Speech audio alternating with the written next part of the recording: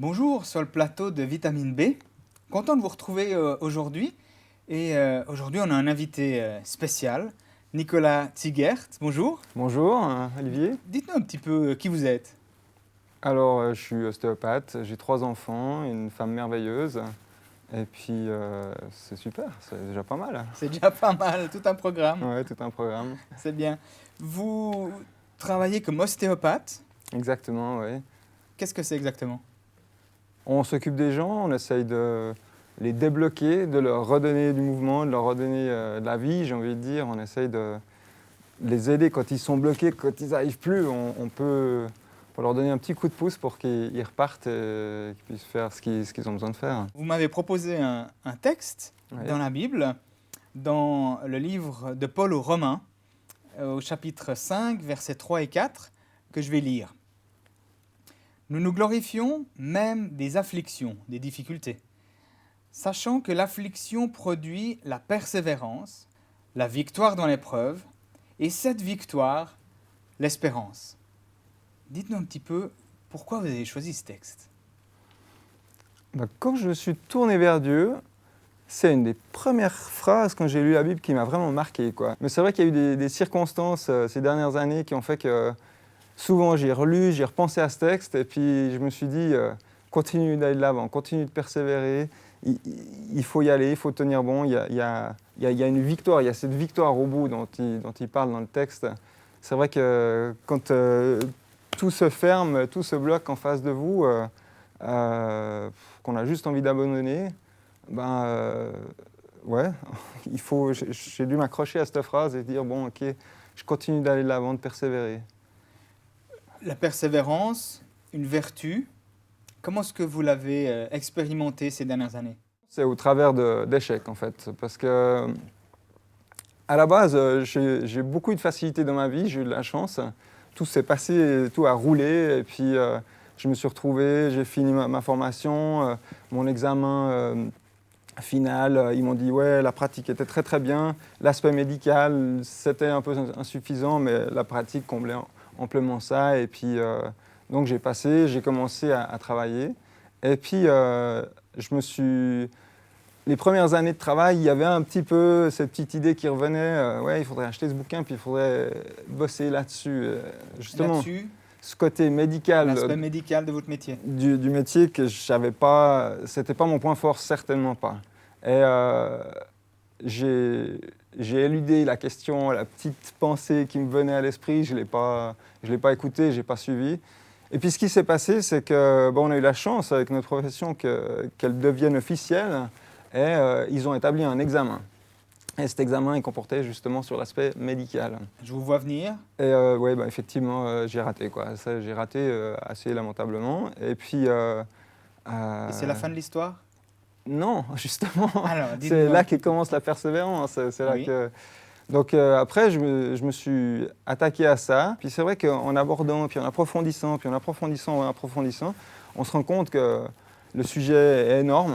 Et j'étais confronté à ça. Et puis ça m'a pris 2 ans pour approfondir vraiment cette partie de l'examen qui présente on doit poser des questions à l'autre, essayer de découvrir ce qui se passe réellement, tout le contexte. Et fort de ça, je me suis dit, je m'inscris, j'y vais, quoi. Et puis, je me suis inscrit, et puis en fait, c'est là que tout s'est écroulé, parce qu'en fait, j'ai échoué une 2e fois, quoi.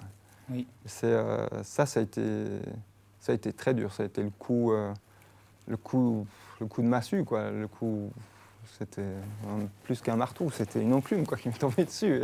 Belle image. Et puis, c'est vrai que là, j'étais, ouais, je dirais, au fond du trou, quoi, quelque part. Comment est-ce que vous avez fait pour rebondir, pour vous en sortir à quelque part? C'est vrai qu'à ce moment-là, on est un peu... là, je souris, ça va, mais c'est la déprime, quoi. C'est le trou, on a l'impression qu'il n'y a pas d'issue, qu'on ne va jamais y arriver et tout. C'est vrai qu'en discutant avec les experts, j'ai eu le droit à une entrevue avec les experts qui m'ont examiné.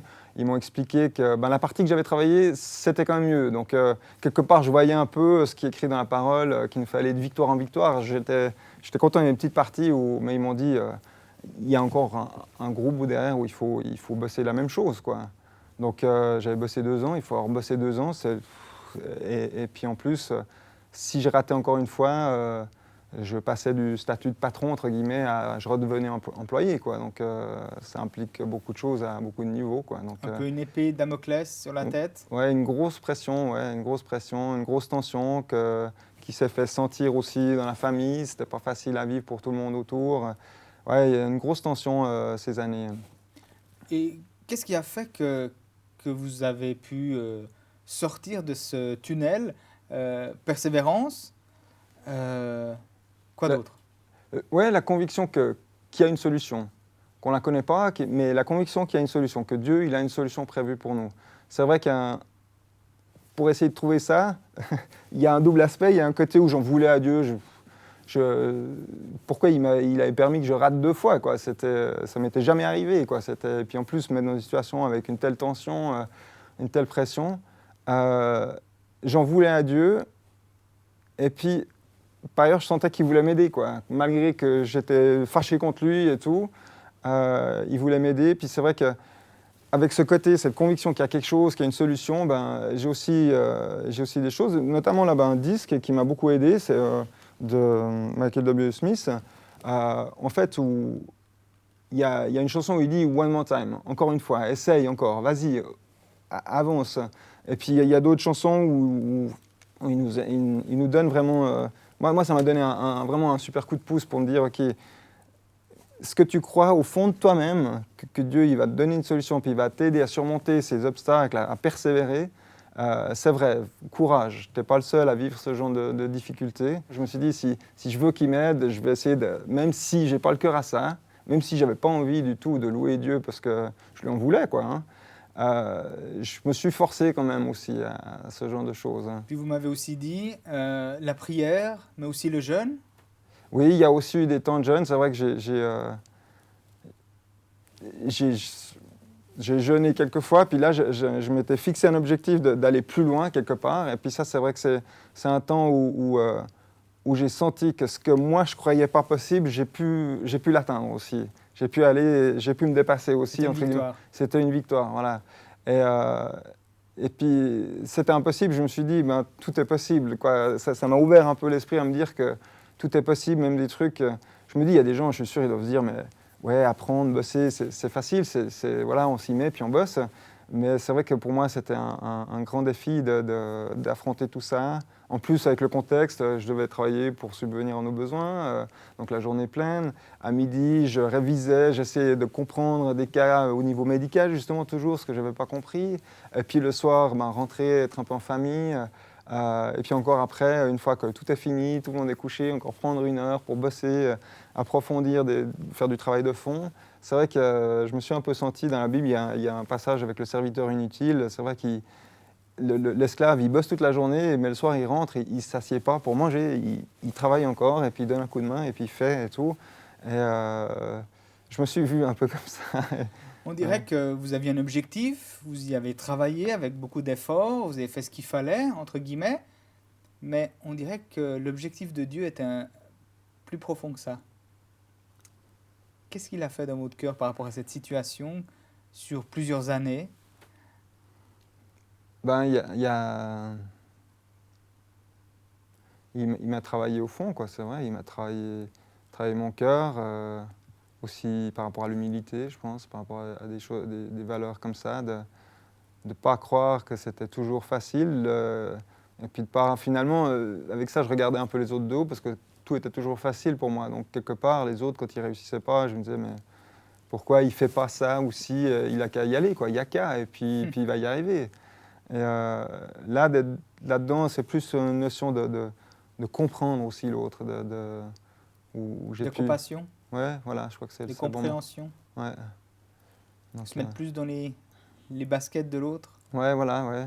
Pouvoir imaginer qu'un autre, c'est peut-être sur un autre plan qu'il aura des défis, mais c'est ses défis à lui. Ouais, j'ai appris à les respecter, quoi, vraiment, à comprendre que voilà, pour lui, c'est son gros truc. Moi, je me dis, je comprends pas bien pourquoi c'est un gros truc, mais pour lui, c'est un gros truc. Donc, ok, je le respecte parce que moi, j'ai eu mon gros truc. qui m'était vraiment, ouais, ça m'était difficile. Ça fait 5 ans finalement. 5 ans de travail, de galère là autour, et puis petit à petit, c'est vrai que j'ai eu des gens qui m'ont coaché, donc petit à petit, j'ai pu m'en sortir. J'ai des gens qui m'ont dit, ok, voilà, ça mérite, c'était sur 5, sur 6 la note, mais les gens m'ont dit, voilà, ça mérite un 5, c'est ok, c'est plus juste limite, c'est 5, c'est ok. Là, on s'était dit avec le coach, j'avais pris quelqu'un qui me coachait personnellement, ok, 5, si on dit ça, ça veut dire que je peux m'inscrire, quoi. Arrêtez ce suspense insoutenable. Vous avez réussi vos examens? Ben, justement, c'était ça le suspense, c'est que tout le long, je me disais, c'est bon, là, je vais pouvoir m'inscrire. Ben, non, j'ai repoussé encore de 6 mois, quoi. J'ai repoussé de 6 mois parce que j'avais bossé la deuxième partie, puis en fait, il y a une troisième partie qui vient finir le tout. Et puis, oui, finalement, je me suis inscrit. C'est vrai que la troisième partie, de bosser encore derrière, quand j'en avais déjà marre, toute la famille en avait marre parce que ça avait duré longtemps, de continuer malgré tout à avancer. Et c'est vrai que je suis content, quoi. Ça s'est passé en novembre l'année passée où voilà, j'ai fait un 5 sur 6, donc j'ai réussi cet examen. Ouais, j'étais très content, mais c'est vrai que j'ai mis un mois à me rendre compte que c'était fini, quoi, cette période. Ça, en tout, en comptant, ça fait 5 ans en tout, où les 6 premiers mois étaient plus peinards parce que je ne m'attendais pas à tout ce qui allait suivre, mais ouais, 4 ans et demi de galère, de haut, de bas, de tension. Pas envie de le montrer à tout le monde au travail non plus, donc on ne laisse pas transparaître tout ça. Mais quelque part la honte aussi d'avoir échoué. Beaucoup de sentiments qui étaient assez difficiles, aussi en famille, face aux enfants. Avec cette tension, de vivre constamment cette tension, comme cette épée Damoclès, comme vous avez dit, c'était assez terrible, quoi. Je suis content, là, voilà, on sent que ce poids, il est tombé, je suis reconnaissant. Si vous aviez quelques instants à dire quelque chose par rapport à ces 5 ans de difficultés à notre public, en 1 minute, ça serait quoi? Moi, j'ai envie de dire, même si vous êtes au plus profond du trou, s'il n'y a rien il n'y a plus rien qui paraît possible, quoi. Si j'ai envie de dire, tout est terminé, tout est fermé devant vous, et ouais, il faut poser, il faut placer sa confiance en Dieu, quoi. C'est le seul endroit où on peut trouver un réconfort, une consolation et un élan pour repartir de nouveau, pour reconstruire, pour redémarrer. Il y a une porte ouverte quelque part, il y a une solution. Cherchez, allez de l'avant, essayez. Ouais, dans la Bible, c'est marqué « cherchez, on vous trouverez, frappez, on vous ouvrira ». C'est vraiment, ouais, essayez jusqu'au bout, quoi. Faites un pas de plus. Et ouais, il va venir vous porter, il va venir vous donner le petit encouragement.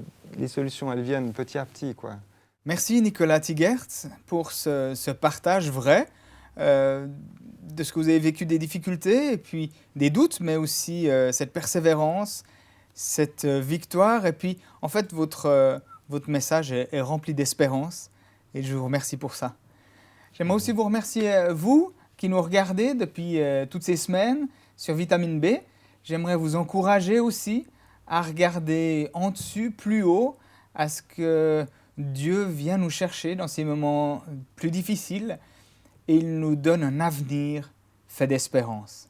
À bientôt.